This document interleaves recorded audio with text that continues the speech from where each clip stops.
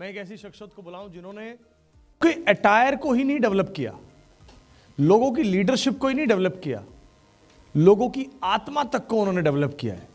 और ऐसी लीडरशिप और ऐसे स्पीकर को मैं आपके बीच में बुलाने जा रहा हूं। मोस्ट वेलकम, जोरदार तालियों के साथ मिस्टर दीपक बिल्ला।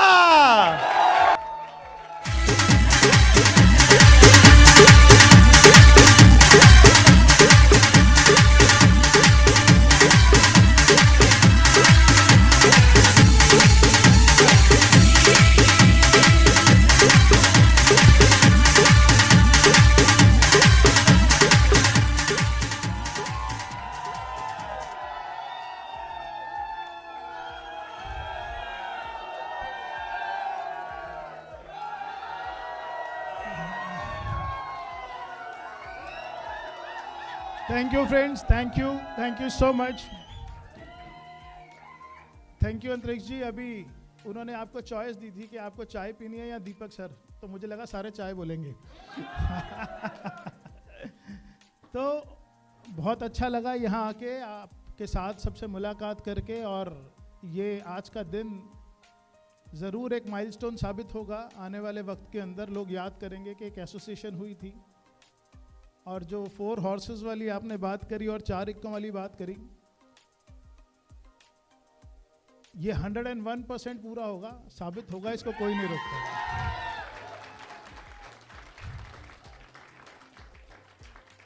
अभी अंतरिक्ष जी बता रहे थे तो मैं थोड़ा सा इमोशनल हो रहा था कि हुआ क्या। हम लोग 20 साल से एक ऑर्गेनाइजेशन के साथ काम कर रहे थे और बहुत अच्छे से काम कर रहे थे, बहुत खुश थे, कहीं किसी चीज़ की कोई कमी नहीं थी, सब कुछ बहुत अच्छा था। अचानक से बीच में वो अपनी कंपनी किसी ने मिसगाइड किया, और वो कुछ हालात ऐसे बनते चले गए, और वो अपनी कंपनी वो हमारे एक ऑफिस था इवॉल्व इंडिया का, वहाँ पे बात होनी शुरू हुई। कुछ चीज़ें जो होनी चाहिए थी वो हो नहीं रही थी, कुछ बदलाव जो काफ़ी लंबे समय से ज़रूरी थे वो हो नहीं रहे थे, तो वो उस तरफ चला गया। और रीज़न सिर्फ एक ही था कि लोगों को जो चीज़ चाहिए थी वो मिल नहीं रही थी। देखिए, डायरेक्ट सेलिंग ना 3-4 चीज़ों से चलती है। पहली बात तो डायरेक्ट सेलिंग नाम 2016 के अंदर जो है गवर्नमेंट ऑफ इंडिया ने दिया, उससे पहले तो इसको मल्टी लेवल मार्केटिंग बोला करते थे, और जब हमने शुरू किया था तो सब इसको स्कीम बोला करते थे। आज भी लोग स्कीम बोलते हैं, लेकिन अवेयरनेस धीरे धीरे बढ़ती जा रही है। तो डायरेक्ट सेलिंग के अंदर जो है जिन चीज़ों की रिक्वायरमेंट थी, सबसे पहली चीज़ प्रोडक्ट्स, राइट, दूसरी चीज़ प्लान, तीसरी चीज़ पीपल। बिना लोगों के तो ना प्लान कुछ करेगा और ना प्रोडक्ट कुछ करेगा, लोग चाहिए। और जब लोग आते हैं ना तो चौथी चीज़ क्या चाहिए? पैशन। अगर पैशन नहीं है तो लोग भी कुछ नहीं कर सकते। आप जो है वहाँ पे भीड़ लाके खड़ी कर दीजिए, और अगर उनके अंदर मोटिवेशन नहीं है, उनके अंदर पैशन नहीं है, जब आप अगर उनके अंदर नहीं है और आप उनके अंदर जगा नहीं सकते, तो कोई भी दुनिया की डायरेक्ट सेलिंग कंपनी हो, कितने भी अच्छे प्रोडक्ट हो, कुछ भी हो, नहीं चल सकती। फिर आएगा प्रोसेस। प्रोसेस भी बड़ा ज़रूरी है। आज आपने पैसे दिए, 2 महीने बाद 3 महीने बाद प्रोडक्ट मिल रहा है, 2 महीने 3 महीने बाद चेक मिल रहा है तो चेक की डेट आउट हो चुकी है और वो बाउंस हो गया है, फिर आप घूम रहे हैं। तो ये जो प्रोसेस है ये भी इसको स्लो कर देता है। तो प्रोसेस के अंदर ही पे आउट का पार्ट है कि टाइम से पे आउट मिल रहा है, उसके अंदर कमीशन कितनी है, सब। तो ये सब चीज़ें जो है ना, ये डायरेक्ट सेलिंग कंपनी को ऊपर तक लेके जाती हैं, और यही चीज़ें ऊपर से नीचे तक लेकर आती हैं। अब बात आती है, शुरू करता हूं मैं प्रोडक्ट से। तो प्रोडक्ट क्या है? ये प्रोडक्ट हमारी सोच पे डिपेंड करता है कि प्रोडक्ट क्या होना चाहिए। अगर आपको बिजनेस चलाने के लिए एक प्रोडक्ट रखना है तो मार्केट में हजारों प्रोडक्ट्स हैं, आप कोई भी ले आइए, उसको बेच दीजिए और उस पर पैसा कमा लीजिए। या प्रोडक्ट कुछ ऐसा हो जो बिल्कुल यूनिक हो। मैं अपनी सोच आपसे शेयर कर रहा हूं, मुझे नहीं पता सही है या गलत है। प्रोडक्ट ऐसा हो जो बिल्कुल यूनिक हो, जिसकी कुछ यूएसपी हो। अगर आपको कोई ऐसा प्रोडक्ट मिल जाए जो मार्केट में किसी और के पास ना हो, और जिसका भी प्रोडक्ट सामने कंपैरिजन में आप धज्जियां उड़ा के रख दें, तो ये काम करेगा या नहीं करेगा? काम करेगा या नहीं करेगा? तो ये मेरा प्रॉमिस है आपसे कि आज के 6 महीने के बाद आपके प्रोडक्ट किसी के साथ मार्केट में कंपेयर नहीं करते। मेरी आप सबसे रिक्वेस्ट है, ये जितने लोग फेसबुक लाइव होके बैठे हैं इसको थोड़ा सा बंद कर दीजिए। Don't share your ideas with someone else. सारी दुनिया को मत दिखाओ हम क्या सोचते हैं, ठीक है ना। लोग बहुत कुछ ले गए, कोई आइडिया ले गया, कोई सैंपल ले गया, राइट। तो सबसे बड़ी चीज़ जो है वो क्या होती है, आपकी सोच और आइडिया। और लेने वाले तो टीम भी उठा के ले गए, चुरा के ले गए। तो कोई बात नहीं, वो एक दौर था जब हमारे दिमाग में सोच आई कंपनी की। मैंने उसके लिए काफ़ी लंबे समय से जो अपने दिमाग में आइडियाज़ थे, तो प्रोडक्ट अगर हो तो प्रोडक्ट कुछ ऐसा हो जो बिल्कुल यूनिक हो। अब जब मेरे दिमाग में ये वाली चीज़ें आई कि प्रोडक्ट बिल्कुल यूनिक हो, तो प्रोडक्ट में ऐसा क्या हो जो बिल्कुल यूनिक हो।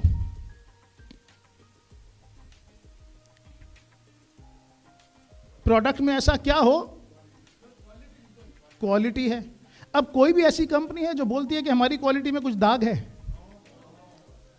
कोई भी ऐसी कंपनी नहीं है ना। लेकिन प्रोडक्ट ही अपने मुंह से बोले, आपको बोलने की जरूरत ना पड़े, तो उसकी बात ही कुछ और है, राइट।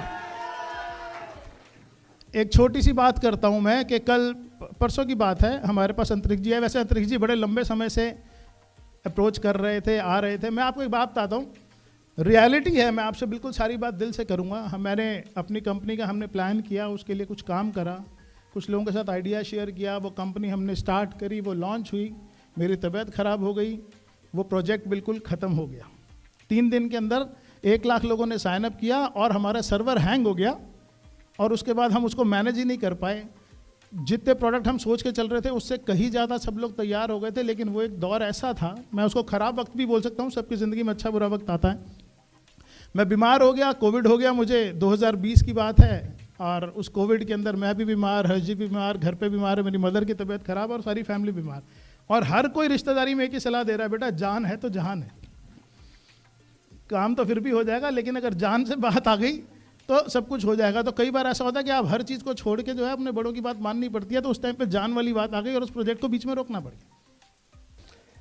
और बड़े अच्छे तरीके से वो प्लानिंग हुई, रोज रोज बात होती रही, कभी लोकेश जी के थ्रू, कभी रतन जी के थ्रू, कभी अंतरिक्ष जी के थ्रू, कभी राहुल जी के थ्रू। धीरे धीरे मुलाकातें बढ़नी शुरू हुई, घर आना जाना शुरू हुआ। इनके बेटे के बर्थडे पे भी इन्होंने इनवाइट किया, हम भी वहाँ गए। खैर वो धीरे धीरे नज़दीकियाँ, और जब नज़दीकियाँ बढ़ती हैं तो कहीं ना कहीं तो फॉलोअप काम तो करता ही है ना। तो इन्होंने बता दिया फॉलोअप काम कर रहा है। और उस फॉलोअप के दौरान मैंने एक चीज़ नोट करी कि सबसे अच्छी चीज़ जो इस ऑर्गेनाइजेशन के अंदर मुझे लगी, वो आपकी इस ऑर्गेनाइजेशन के अंदर जो आपने नाम रखा है उसके पहले वर्ड के आखिरी 3 अल्फ़ाबेट दिखाई दिए। जो आपका पहला वर्ड है उसके जो आखिरी 3 अल्फ़ाबेट हैं वो आपके अंदर दिखते हैं, पूरे रिफ्लेक्ट होते हैं। और सिर्फ इसी चीज की कमी थी जिसकी वजह से हमें अपनी कंपनी बनानी पड़ी, अदरवाइज कोई जरूरत नहीं थी। यही चीज है जो आगे लेके जाती है, क्योंकि इंजन है, पूरी ट्रेन को खींचता है, उसमें आग ना लगे तो सब वहीं के वहीं रह जाएंगे। तो जो इंजन है, जो ऑर्गेनाइजेशन को चलाने वाले लोग हैं, अगर उनके अंदर आग नहीं है, उनके अंदर फायर नहीं है, उनके अंदर पैशन नहीं है, उनका विजन बहुत लंबा नहीं है। अभी हर्जी ने एक बहुत अच्छी बात बोली कि आपकी एज एक बहुत बड़ा फैक्टर है। जी हाँ, मैंने बहुत बड़ी बड़ी ऑर्गेनाइजेशंस देखी। अभी हम लोग दोनों को अप्रोच करने के लिए बहुत सारे लोग आए, बहुत बड़े बड़े नाम आए, लेकिन मेरे मन में बार बार एक ही सवाल आता था, और ये आज से नहीं आता, ये बहुत टाइम से आता है। आज डायरेक्ट सेलिंग की जब भी बात आती है तो सबसे बड़ी ऑर्गेनाइजेशन वर्ल्ड वाइड कौन सी है? एम्वे। क्यों? पूरे वर्ल्ड में है। सबसे बड़ी जो ऑर्गेनाइजेशन है वो एम्वे का ही नाम आता है। डायरेक्ट सेलिंग के जन्मदाता उसका नाम आता है, और आज तक चल रही है, 100 साल से ज़्यादा हो गए। रीज़न, आज उनकी 3rd जनरेशन, मिस्टर देवोस की 3rd जनरेशन इस ऑर्गेनाइजेशन के अंदर है, इस इंडस्ट्री के अंदर है। आज एम्वे को संभालने वाली 3री पुश्त है जो उस एम्वे के CEO बन के काम कर रही है। और आपको एक बात मैं और बताऊं, उसके अलावा कोई दूसरी कंपनी नहीं है जिसकी दूसरी पुश्त आके काम कर रही है। यहां आपकी सोच पे बड़ा कुछ निर्भर करता है कि आप ऑर्गेनाइजेशन और इंडस्ट्री के बारे में क्या सोचते हैं। कि अगर आप अपनी दूसरी पुश्त को बाहर कर देते हैं कि चलो तुम दूसरे बिजनेस में चले जाओ, इसका मतलब आप इस ऑर्गेनाइजेशन के बारे में, इस सिस्टम के बारे में क्या सोचते हैं। तो ये एक बहुत इंपॉर्टेंट फैक्टर है कि वहां पे 3rd जनरेशन, ऐसा थोड़ा कि एम्वे ने चैलेंजेस नहीं किए, पूरे वर्ल्ड में पता नहीं कितनी बार केसेस हुए, एम्वे के डायरेक्टर तक इंडिया के अंदर अरेस्ट हुए। थर्ड जनरेशन तक आगे काम कर रही है, इट मीन्स उनकी सोच बहुत बड़ी है। और बात सिर्फ सोच की है। आज कोई कंपनी बड़ी है या छोटी, इससे फर्क नहीं पड़ता। छोटी कंपनियां बड़ी होती बहुत सारी देखी हैं मैंने। 21 साल में बड़ी बड़ी कंपनियां खत्म भी हुई हैं। जापान लाइफ सबसे बड़ा जायंट था, खत्म हो गया। रीजन क्या था? जो उनके डायरेक्टर थे, सेकेंड जनरेशन नहीं आई, खत्म हो गया। अगर आती सेकेंड जनरेशन और वही पैशन, वही एंथुजियाज्म होता तो पता नहीं कहां से कहां होती। आज कोई ऑर्गेनाइजेशन कितनी भी बड़ी है, अगर सेकंड जनरेशन थर्ड जनरेशन के अंदर सेम बिजनेस में आने का सपना नहीं है तो बड़ा मुश्किल है। तो किसी भी ऑर्गेनाइजेशन को स्टार्ट करने के लिए सबसे बड़ी चीज़ थी कि उसका विजन कितना बड़ा और आगे स्कोप कितना बड़ा है। फिर पहले नाम के आखिरी 3 अल्फाबेट वो दिख रहे थे, वो सिर्फ नाम में नहीं थे, वो दिख रहे थे। ये भी स्टार्ट करने का एक रीजन था। और सोच मिल रही थी, हेल्थ वेल्थ था, हैप्पीनेस इन्होंने चुरा लिया, कोई बात नहीं, अपना घर था ले भी गए तो कोई बात नहीं है।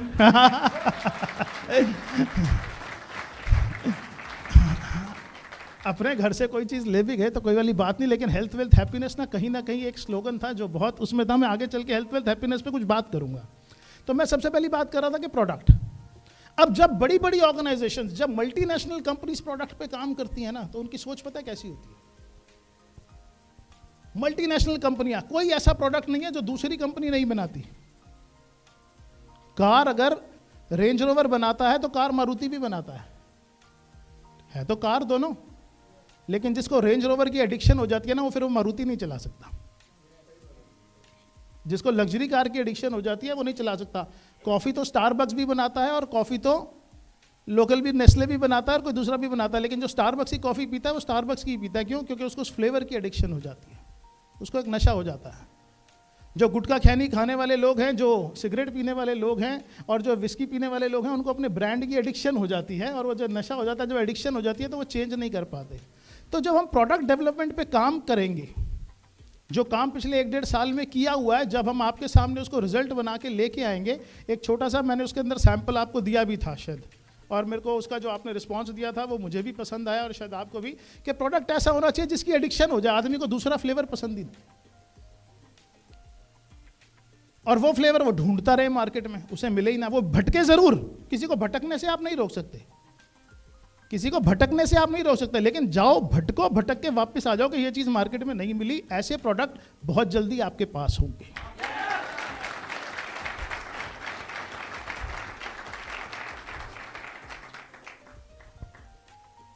फेस वॉश, बॉडी वॉश सारे बेच रहे हैं ना। आपको हम आने वाले वक्त के अंदर भगवान ने चाहा तो कुछ ऐसे देंगे कि जब आदमी नहा के बाहर आएगा तो हर आदमी उससे पूछेगा कि भाई तू किससे नहा क्या रहा।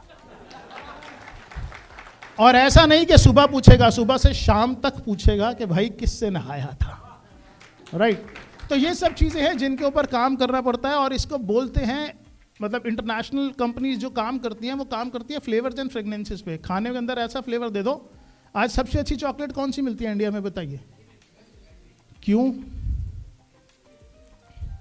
कोई दूसरा क्यों नहीं डेवलप कर पाया? वो फॉर्मूला ही नहीं है, और उसी फॉर्मूले की पूरी गेम है।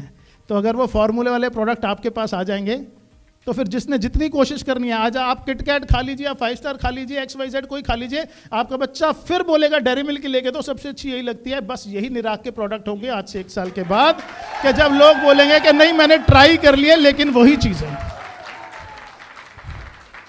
तो मल्टीनेशनल कंपनीज की सोच जो है ना, वो सोच आप तक पहुंचनी और हम तक पहुंचनी बहुत जरूरी है, कि एडिक्शन हो जाए लोगों को, उन फ्लेवर्स की, उन फ्रेग्रेंसेस की एडिक्शन हो जाए, नशा हो जाए उसका, और कोई दूसरा कॉपी करने की कोशिश करे तो नहीं। क्वालिटी, ऑब्वियसली क्वालिटी तो जाएगी। अब बात आती है डेमोन्स्ट्रेशन की। आज वो वाला प्रोडक्ट नहीं है कि किसी ने भी लाया बेच दिया। आज मार्केट चल गई डेमो पे, कि लाओ दिखाओ आपके प्रोडक्ट में दूसरे से क्या फर्क है। आपके पास ऐसे डेमोन्स्ट्रेशन आए प्रोडक्ट के अंदर जिसके अंदर सामने, अच्छा आप भी ये बेचते हो, हम भी ये बेचते हैं, आप ले आओ हम ले आते हैं, सामने के सामने लैब रिपोर्ट्स निकाल लो, डेमोन्स्ट्रेशन कर लो, पता लग जाएगा किसका बेटर है किसका नहीं है। अगर प्राइस सेम है और मेरा प्रोडक्ट बेटर है तो कस्टमर क्या चूज करेगा? कस्टमर हमारा लेगा। तो प्रोडक्ट में वो ताकत होनी चाहिए, और वो ताकत प्रोडक्ट में तब आएगी जब प्रोडक्ट के डेवलपर के अंदर, प्रोडक्ट के प्रमोटर के अंदर वो सोच आएगी। तो सबसे इंपॉर्टेंट चीज तो सोच ही है। नंबर 2, प्रोडक्ट के बाद दूसरी चीज मैंने क्या बताई थी? प्लान। ऑब्वियसली वो प्लान बहुत अच्छा है, किसी चीज की कोई कमी नहीं है। हर सर ने बताई थी कि प्लान में किसी चीज की कोई कमी नहीं है। तीसरी चीज प्रोसेस। प्रोसेस ऑलरेडी बहुत अच्छा है, आने वाले टाइम में इसको और अच्छा बनाने की कोशिश करेंगे। जैसे किसी की पेमेंट आएगी, पटाख से 1 मिनट में उसके मोबाइल पे मैसेज आ जाएगा कि आपकी पेमेंट रिसीव हो गई है। आधे घंटे के अंदर उसको मैसेज आ जाएगा कि यहाँ फला फला डॉक्यूमेंट नंबर से आपका कोरियर जा रहा है जी, आपका डॉक्यूमेंट नंबर यहाँ पहुँच गया। इसके अंदर कोई ह्यूमन इन्वॉल्वमेंट नहीं होगी, ऑटो सिस्टम चलेगा, कोई आदमी कहीं नहीं बैठा जो नखरे दिखा रहा है, कुछ नहीं कर रहा, वो अपने आप सब चलता चला जाएगा। तो इसके लिए टेक्नोलॉजी की ज़रूरत है। वो टेक्नोलॉजी के ऊपर पूरी रिसर्च मैंने करी हुई है, 1-1.5 साल बहुत मेहनत करी है। भगवान की दया से अच्छे अच्छे फ्रेंड्स थे जिन्होंने सलाह दी और वो सारा काम किया। कुछ लोगों ने उसकी एडवांटेज ले भी ली है साथ में बैठ के, लेकिन आने वाले वक्त में वो सारी चीज़ें लेकर आएंगे। प्रोडक्ट हो गया, प्लान हो गया, प्रोसेस हो गया। अब बात आती है पैशन की। वो पैशन जब तक पागलपन में ना बदल जाए ना, तब तक बिजनेस आसमान की ऊंचाइयों को नहीं छूता, ठीक है ना। तो वो पागलपन चाहिए।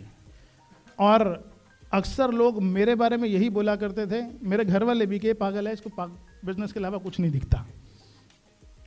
और अगर वो कोविड नहीं होता तो पता नहीं वो पागलपन कहाँ तक पहुँच जाता। एक चैलेंज भी है कि अब दोबारा से क्षमता के ऊपर शक है, तो हमारे लिए भी एक बहुत बड़ा चैलेंज है, राइट। कि भाई बहुत सारे लोग हैं, आज कहीं पे भी हमने कभी तक किसी को नहीं बुलाया, किसी को फ़ोन नहीं किया, किसी को इनवाइट नहीं किया। बहुत सारे लोग थे जो पिछले 1 साल में बहुत सारे लोग बोलते गए, सर आप क्या कर रहे हो, हम आपकी वेट कर रहे हैं। आपने कंपनी शुरू की थी, फिर वो कंपनी बंद हो गई, फिर उसका पता ही नहीं चला क्या हुआ क्या नहीं हुआ। कोई किसी कंपनी में चला गया, कोई किसी कंपनी में नहीं चला गया। और मैं आपको बताऊँ, जहाँ प्लान है, जहाँ प्रोसेस है, जहाँ पीपल हैं, जहाँ प्रोडक्ट है, लेकिन इन सब चीज़ों से ऊपर एक पी है जो नेटवर्किंग बिजनेस को चलाता है, और वो है पी से प्यार। जब अपने लोगों से प्यार होगा ना, तो मुझे विश्वास है वो दुनिया में कहीं भी होंगे, खिंच के चले आएंगे वापस, राइट। तो वो प्यार किया है शुरू से लोगों से। मुझे अफरोज ने मुझे कब से देखा हुआ है, शायद रतन से भी पहले से। कौन से साल से? 2007 से। तो 2001-2 की बात है, जब मैं मोटरसाइकिल के ऊपर घूमा करता था, स्कूटर्स पे घूमा करता था, और उस टाइम पे नेटवर्किंग शुरू की थी बनारस के अंदर 2007 में। जब आप मुझे, तब तो शायद वीनस से भी ऊपर की पोजीशन हो चुकी थी, हाँ? तो लगभग 60-70 हज़ार का नेटवर्क था। लेकिन दोबारा से फिर एक बार वो स्ट्रगल करने के अंदर कोई दिक्कत नहीं है। आज डायरेक्ट सेलिंग बहुत अच्छी हो चुकी है, लोगों को डायरेक्ट सेलिंग की अवेयरनेस है, लोगों को पता है ये प्रोडक्ट क्या है, लोगों को पता है ये इंडस्ट्री क्या है। एक अच्छे प्लेटफॉर्म की लोगों को तलाश है कि जहाँ पे आने के बाद उनको कुछ अच्छा मिले। और सबसे बड़ी चीज़ है, अगर लोगों को अच्छा प्लेटफॉर्म मिलता है, ट्रस्टेबल प्लेटफॉर्म मिलता है, ट्रस्टेबल लीडर्स मिलते हैं, तो इससे अच्छा बिजनेस कोई भी नहीं है, ठीक है ना। आज हम सब लोग, आज मैं बोलूँगा अगर इस रूम के अंदर सबसे कम किसी की टीम साइज़ है तो मेरी है। और आज से 1 साल पहले अगर मिलता तो शायद सबसे बड़ी किसी की टीम साइज़ होती तो मेरी होती, हाँ। तो सबसे कम है, लेकिन अब बराबर पे खेलेंगे आमने सामने, और 2 साल 3 साल बाद देखेंगे कि कौन कहाँ तक पहुँचा है। और मेहनत ही है, सब कुछ मेहनत है, उस मेहनत पे काम करेंगे। कुछ लोगों को रतन जी बता रहे थे, डर है कि आप आ रहे हैं दोबारा से काम कर रहे हैं, क्योंकि अक्सर मार्केट के अंदर बड़ा क्लियर कट मैसेज है कि मैंने डायरेक्ट सेलिंग छोड़ दी, मैं डायरेक्ट सेलिंग में वापस नहीं आऊँगा।